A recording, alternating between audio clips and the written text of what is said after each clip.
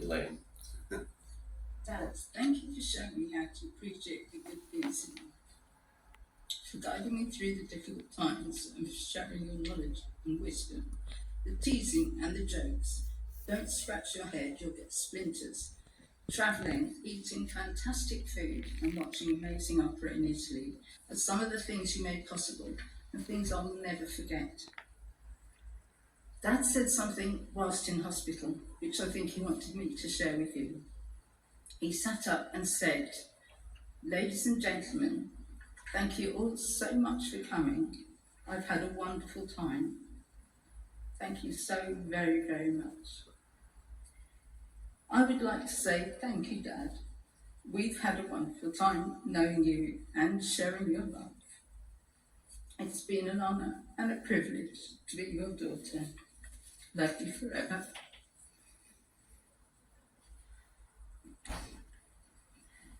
Dad, as you delivered me into this world, I want to say thank you for being there for me right from the start. When Mum went into labour, I wasn't going to hang around for the midwife while she ate her breakfast, so you took on the challenge and actually delivered me, much to the amusement of your cricket team afterwards. I should say I'm grateful you didn't drop me or shout, "How's that?" My memories of you will be your sense of humour, probably an influence from Tony Hancock, Morton Ways, your dad jokes, your quiet and unwavering support of us, your appreciation of good food and culture, and your absolute love of travel and discovering new places. One of your classic jokes you frequently told was the one where you learnt how to dance via correspondence course and how you could now dance with the postman. And of course, there was your favourite saying, "If you don't eat your crusts, your hair won't go curly." It was an old wives' tale. As a family, we survived all sorts of incidences, being hit by a tornado while camping in Venice and suffering a major earthquake in Athens, just to name a couple. But your calm, practical manner ensured we didn't panic and just got on with it. One of my memories was when you used to go fishing with your friend Dino in his motorboat, leaving the families on the beach. You'd head off with good intentions and a bottle of ouzo, coming back many hours later, having put the world to rights, no fish, the line caught round the motor, and of course an empty ouzo bottle. That happened on more than one occasion. I'll always be grateful for the opportunities we've given living abroad, the fun, cultured childhood, the amazing foods we experienced, the holiday places we went to, and even the very many churches and ruins we visited. It's lovely to spend time with you since Mum has passed, sharing our love of quizzes, crosswords, eating out, snoozing in front of the telly, and more recently being with you when you moved into the care home. In your own way, you let us care for you, and I'm so grateful for this time together. Thank you for being such a wonderful grandpa to Becky, playing daft games together when she was young, supporting her, and helping guide her into the amazing adult she is now. And most of all, thank you for being our dad. Sleep well and rest in peace. Oh. Thank you, Len and Caroline, for those beautiful memories that you have just shared with us. And now, on behalf of Becca, it's my privilege to read the tribute. Grandpa, to the most generous and loving Grandpa, thank you.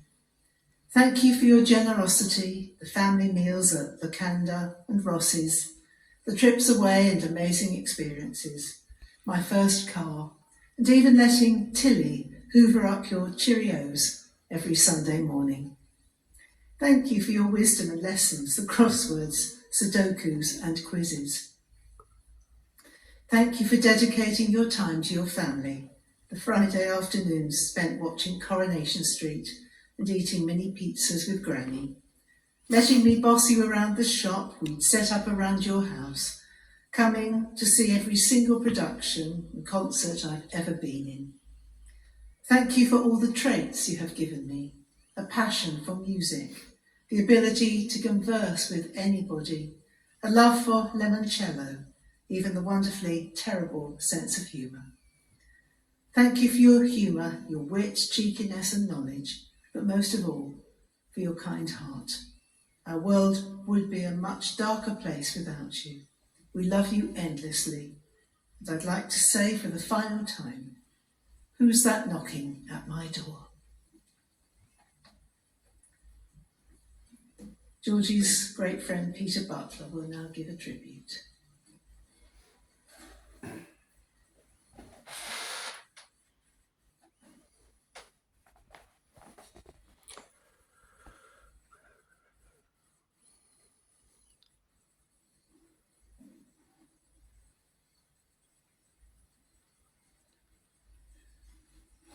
Thank you, ladies and gentlemen, for coming this morning.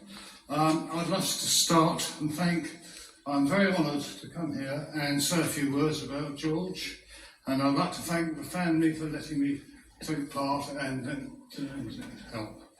I first met George 35 years ago when I joined Eastbourne Lions. He was at the time the president, and he was also the community services chairman.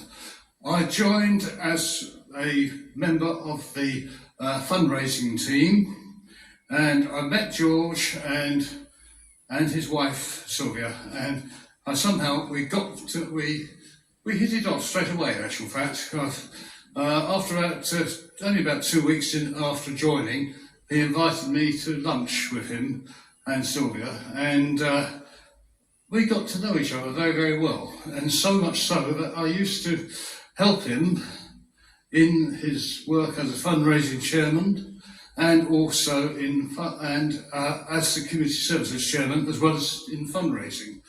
One of my best memories about George, when we were in the Lions, the three Saturdays before Christmas, the Lions always had a float in the precinct, and we set it up about 8 o'clock in the morning. I went down there with George to help him set it up. We got it going, and then we decided, well, we'll get the buckets out and we'll do a bit of fundraising. And before the others came down, which was about 10 o'clock, we were doing very well. We were taking a lot of money, and people were very pleased to see us because we had the music going and we were going around and everything else. And another friend of ours here today, I did see him, there's someone called John Kisler. He was in the Scottish Pipe Band, and we used to get the Scottish Pipe Band doing 2 sessions down on the precinct, and boy, did we get a crowd. We really did get a crowd. It was really good. Thank you, John. It was really brilliant. I then joined the Masons. George was my proposer, and he was also my mentor. So I got with George, and I've been a long, long time, and we were good friends. So much so, about 10 years ago, myself and George went to Italy on holiday, and we so much enjoyed it. We said, he said, we'll go again next year. So we went to Lake Garda. We went first of all to Lake Como, which was nice. And I can remember now, after dinner, sitting on the veranda, having our usual coffee and brandy, which we did after dinner. We sat there and talked for hours, absolutely hours. But the best thing, he said to me, look, we'll go to Verona and we'll go to the opera, which in those days, and it still goes on, it's in the Roman Colosseum on the piazza in Verona. We went there just for a week.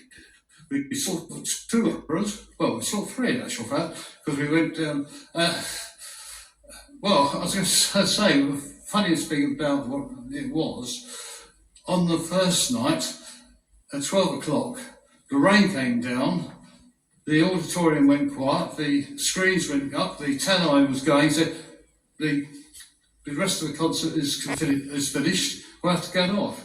And with rain coming down, we had little umbrellas, we were sitting there, and of course, I should tell you that when the music started at the Colosseum, the birds and the bats all of a sudden flew out of everywhere. absolutely everywhere. So we had our little umbrellas, absolutely drenched in, poo, and we sat there while we were waiting for the people to know. And there was 14,000 people in that stadium, and they all cleared the stadium in about 5-10 minutes. We went up onto the piazza, and it was absolutely crowded. Anyway, we got there, and it was. We got there, got home, got back to the hotel, got the taxi back to the hotel, was waiting for us, and I said to George, "This is about 12:30." And I said, "Come on, let's go down to the bar and have a coffee and a brandy before we go to bed." So we did. 2:00 in the morning, I said to George, "I think we better go to bed now." But it was really fun, and I can't thank George high enough for what he's done for me, not only in our friendship, but also in what he did for me in the Masons. And he was a very hard-working man, I can assure you. His ritual was absolutely perception. It was absolutely brilliant.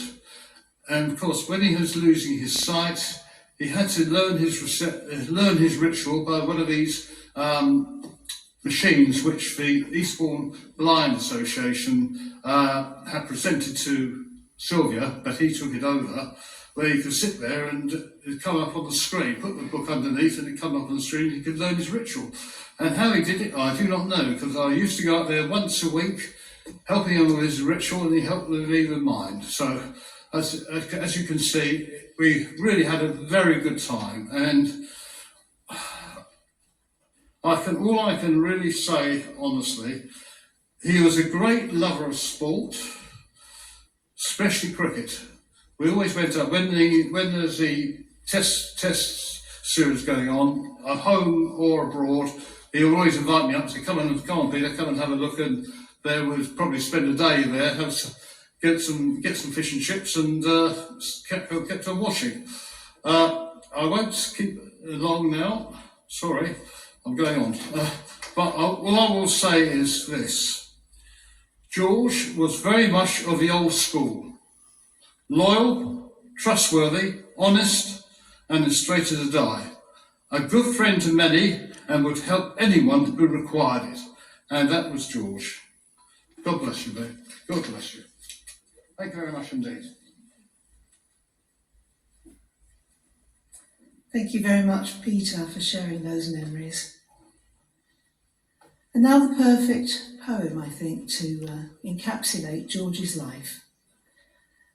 A life well lived is a precious gift of hope and strength and grace from someone who has made our world a brighter, better place. It's filled with moments, sweet and sad, with smiles and sometimes tears, with friendships formed and good times shared, and laughter through the years.